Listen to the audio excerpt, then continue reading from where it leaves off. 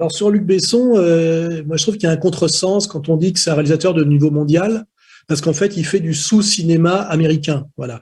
Je pense que Luc Besson a participé à la destruction, on va dire, de la qualité française en art, exactement comme les yéyés ont participé à cette destruction dans ce qu'on appelait la chanson française à texte. Hein, voilà. Luc Besson est un réalisateur vulgaire, lourdingue, qui est en plus, je le répète, avec son père, un type qui est un plagiaire. Il avait organisé un système de plagiat. Je vais le rappeler pour ceux qui n'ont pas cette culture. Il avait monté avec son père et délégué à son père une boîte de production qui était censée recueillir des scénarios de jeunes talents pour les aider. Et en fait, c'est là qu'il a volé, notamment Léon, la plupart des scénarios qui ont fait de lui une gloire du cinéma. Si je prends des films de Besson, comme Le Grand Bleu, bon, le titre est beau, le sujet est intéressant parce que c'est Mayol qui est intéressant, mais le film est quand même d'une infinie lourdeur qui ne peut plaire qu'à des ados un peu mal dégrossis, c'est pas bon, hein. Et puis si on prend Le Cinquième Élément, c'est quand même d'une énorme grossièreté par rapport à des films comme Blade Runner. Et d'ailleurs, si on prend des scènes précises dans les films de Besson, elles sont souvent volées, copiées strictement à des scènes de films américains. Donc le contresens qu'on fait sur Besson, c'est qu'en fait, on l'oppose en France, on va dire, à Desplechin. C'est-à-dire qu'il y a eu une double destruction du cinéma français qui s'est opérée à partir des années 80.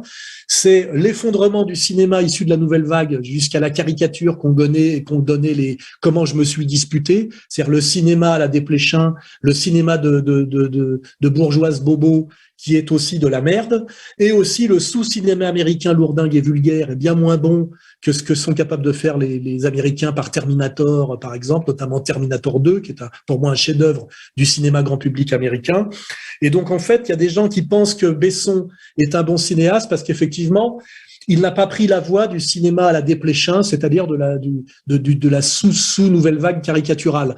Mais il a pris la vague du sous-blockbuster américain. Ce qui veut dire que si on prend la sous-nouvelle vague bobo et le sous-cinéma américain de Besson, c'est-à-dire Besson et Desplechin pour caricaturer, on a les deux mamelles de l'effondrement du cinéma français. Hein. Donc il n'est pas question de sauver Besson face à Desplechin. Besson, c'est de la merde comme Desplechin, et ces deux merdes additionnées font la disparition du cinéma français comme grand cinéma, alors que je rappelle qu'à une époque, le grand cinéma mondial, il y en avait trois. Il y avait le cinéma américain dans le genre hollywoodien, qui était tout à fait respectable, avec des Vincente Minnelli, des John Ford. Enfin, il y a toute une série de grands films américains. Et il y avait en Europe les deux grands cinémas européens, qui étaient le cinéma français et le cinéma italien. D'ailleurs, le grand cinéma français, c'est plutôt de la Première Guerre à la Deuxième Guerre mondiale, et le grand cinéma italien, c'est après la Deuxième Guerre mondiale. D'ailleurs, il faut faire remarquer que ce grand cinéma italien doit tout à Mussolini, c'est-à-dire à Cinecittà. Hein.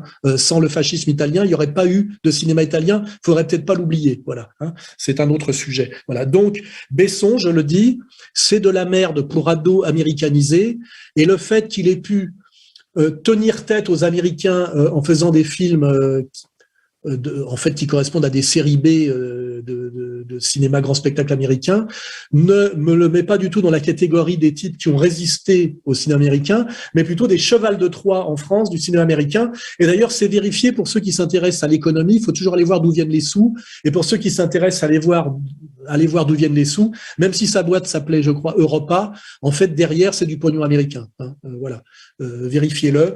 Donc, Besson, c'est de la merde. Bon. Sa qualité, s'il en a une, c'est qu'il a réussi dans le cinéma, ce qui n'a pas été mon cas, n'est-ce pas? Mais pour moi, quand on a du goût et qu'on aime le cinéma, et ça va du petit film d'arrêt essai intéressant à la Robert Bresson, au cinéma grand spectacle à la Brian De Palma. Je veux dire, moi j'aime tous pour moi il y a que deux catégories de cinéma, le bon et le mauvais. Hein. Besson ne fait pas du tout partie, à aucun moment, des grands cinéastes.